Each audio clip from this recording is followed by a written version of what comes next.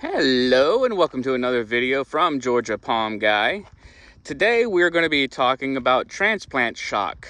What is it, how to recognize it, possibly how to prevent it, and what to do when you have it.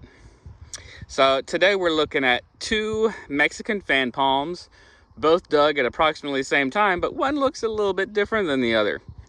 That one on the left is definitely dealing with some transplant shock. The one on the right has some transplant shock too, but not as bad.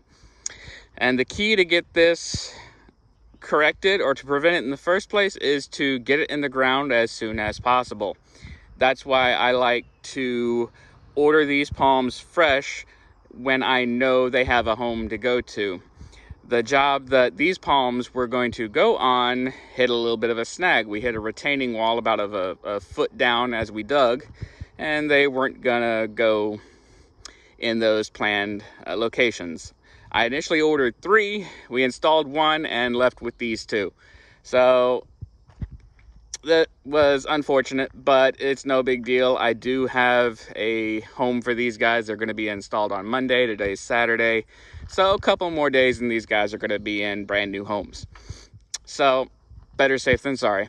But anyways, now that we're cleared on that these guys do have a home, what do we do about them once they get in the ground? Well, remember when I was talking about this one in here yesterday? I just planted it.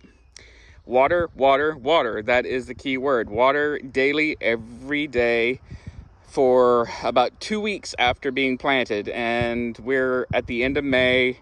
Forecast is calling for a heat wave of the remaining days of May in 90+ degree weather and no rain in sight.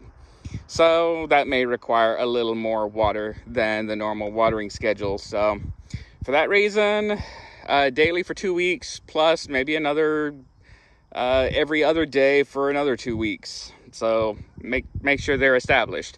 So after that, you're good and you can let Mother Nature take over. And speaking of transplant shock, this is another example of how bad it can really get. This palm was planted for a client, and it looked great for the first week after it was installed, but then gradually started going downhill, and it just got so bad, the client wanted it replaced.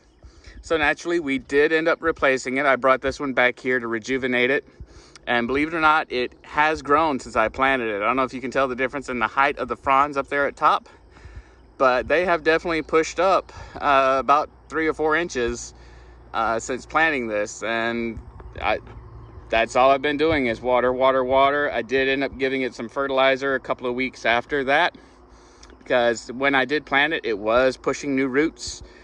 So that is a plus and a recovery sign for this.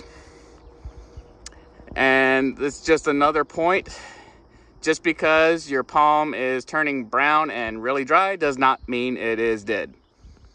So that is a subject for another video, and we will talk about that later in the future. So until next time, this is Georgia Palm Guy signing off. If you have any questions regarding this particular subject that I did not cover, please feel free to ask in the comments or message me on my Facebook page, tropicalchanges.blogspot.com. I will post a link to that in the description of this video. And until next time, we'll talk to you soon. Happy gardening.